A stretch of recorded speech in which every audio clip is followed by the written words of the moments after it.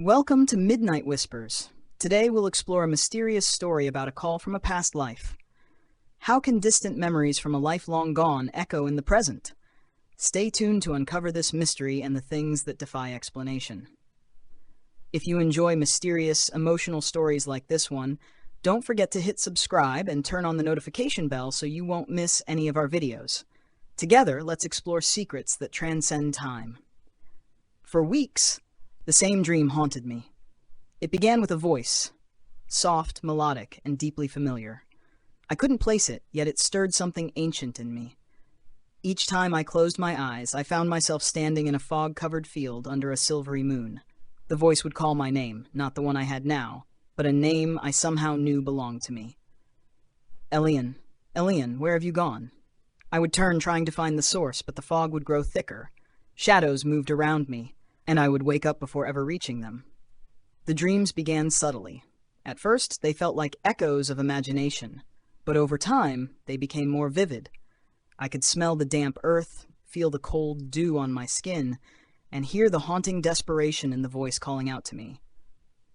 At first, I dismissed it as stress or sleep deprivation, but then the dream started bleeding into my waking life. I would catch glimpses of a stone well in places where no well existed, or feel grass brushing my legs when walking across pavement.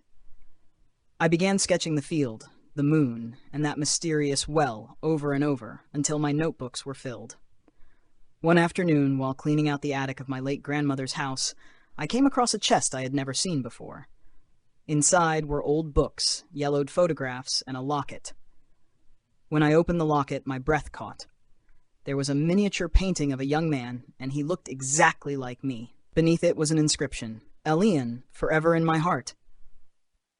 Chills ran down my spine. The name, the face, the connection was undeniable. Who was Elian, and why did he look just like me? I turned the locket in my hand, heart pounding. I took the chest home and pored over its contents. One of the books was a journal, written in an elegant looping script. As I flipped through its pages, fragments of a life began to emerge. A young man named Elian who lived in a village near the woods. He was a healer, a gentle soul beloved by his community, and he was deeply in love with a woman named Alira. But their story ended tragically. Elian vanished during a storm, his body never found. Alira never stopped waiting for him. Tears filled my eyes as I read their story. It felt more than historical. It felt personal. I knew their pain. I felt it. I remembered. That night, when I fell asleep, the dream was different. I was standing in front of the old stone well. The fog was thinner now, and she was there. Alira. I recognized her at once, from the sketches in the journal, from the locket, and from something even deeper within me. She looked older than she had in the painting, her face weathered by time and sorrow, but her eyes were exactly as I remembered. Elian, she whispered, tears slipping down her cheeks. You came back. I stepped forward, unsure whether I was dreaming or awakening. I don't understand, I said. Who am I? She smiled sadly. You are who you have always been, lost, then found. You promised you'd find your way back to me, even if it took lifetimes. The air shimmered, and suddenly the field around us came alive, no longer gray and lifeless, but vibrant with wildflowers and golden sunlight. I felt something unlock inside me. Memories, running barefoot through the woods, healing wounded animals, laughing by the fire, kissing Alira beneath the old oak tree.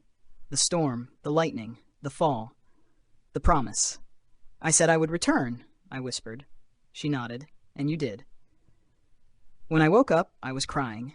The dreams continued, but they were no longer haunting. They were invitations to remember, to connect, to heal. I began researching the village mentioned in the journal. Though it no longer existed on modern maps, I found references to it in old archives. I drove for hours until I reached the place, now a forest reserve. Deep inside the woods, I found it. The stone well, just like in my dreams. Moss-covered, weathered, but real. I knelt before it, heart trembling. I'm here, I whispered. I remember. A wind swept through the trees, gentle and warm, and I felt her presence beside me. Not a ghost. Not an illusion, but a reunion. Somehow, in some way, across time and space, I had answered the call. It wasn't just a past life. It was a promise kept. Now, every full moon, I returned to that spot. Not to mourn, but to celebrate. To honor a love that transcended time, a soul that never stopped searching, and a name that will forever echo in the wind. Elian.